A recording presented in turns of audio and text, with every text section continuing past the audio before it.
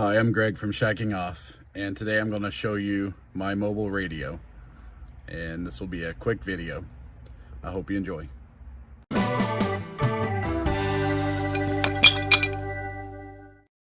First, I just wanted to show you just what it looks like from the driver's seat here.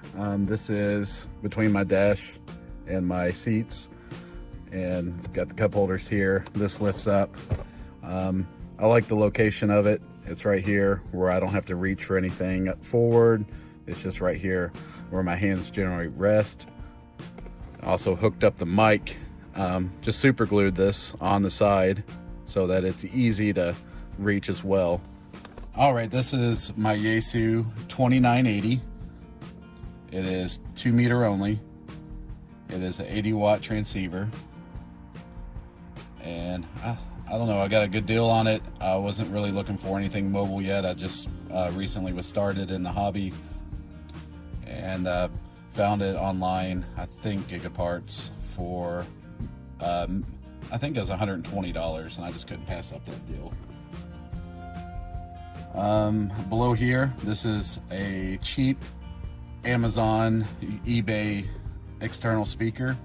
I think they're about $12, $15. I have a couple in my shack as well. They work really well. I decided to go with an external speaker just because the speaker's mounted below and it's hard to hear with road noise, and it just makes it a little bit better.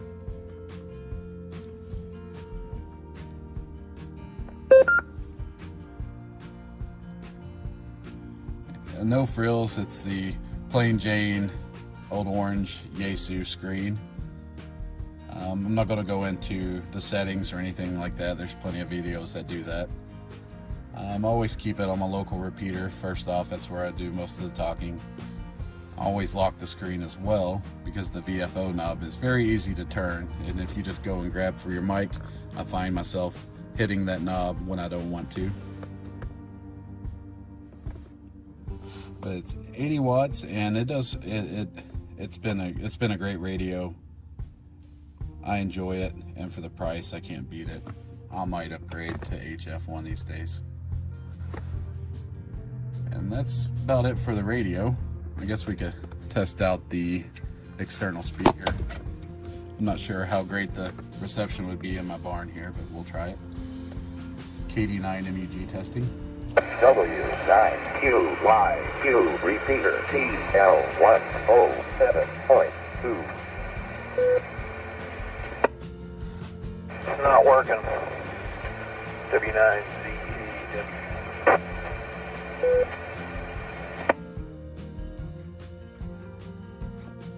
That's my buddy Evan. I will chit chat with him a little later. All right, I'm gonna go around the truck and I will show you how I got this thing mounted up. Be right back.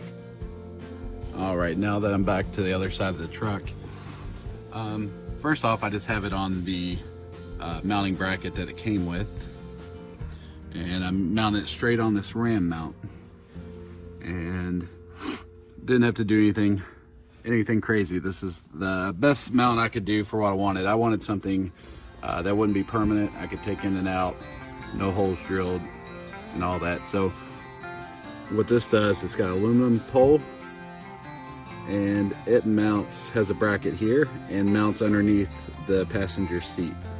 You just take that bolt off, slide that on, put it back on top, tighten it down, and it's good to go. This being aluminum, it's easy to form however you want it. It comes straight, of course, and you just make it the way you want it. It is aluminum, so it's not the strongest, but when I'm driving down the road, I have a little wobble, but it's not noticeable, and I've never had this bend on me, so it's doing a good job there.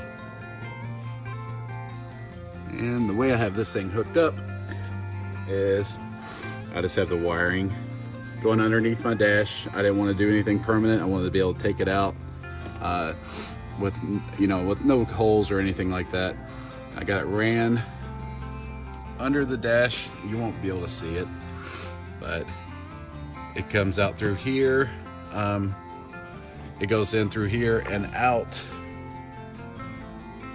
outside the door jamb, and then I have it just cut into the bottom of this rubber boot, and that's how it gets into the truck and comes out. And this I just have lined up against the back of the door jamb and goes into the hood and straight to the battery. This thing does not get caught in the door at all. I've had it in here for over a year with no problems. I couldn't find a good spot to get it through the firewall. I'm sure there is one, but wasn't really interested in working that hard to get it. Antenna wise, it's just a 5/8 wave tram 2-meter antenna, and it's a magnet mount. I didn't want anything permanent, so I could take it on and off and just have it ran to the back door, down through the weather stripping. It comes out right here where the door hinge is, and I have it coming into the truck, back into the weather stripping. I ran it down to the I don't know, rocker panels, I guess, and through. You can see it come around, and then I have it running underneath the seat here, and it goes underneath the seat to the radio. Pretty simple. I don't know, my hookup probably only took me about 30 minutes, but it works and I enjoy it, and I'm able to move the radio quickly if needed. And I appreciate you watching the video. And that's it. Thanks for watching.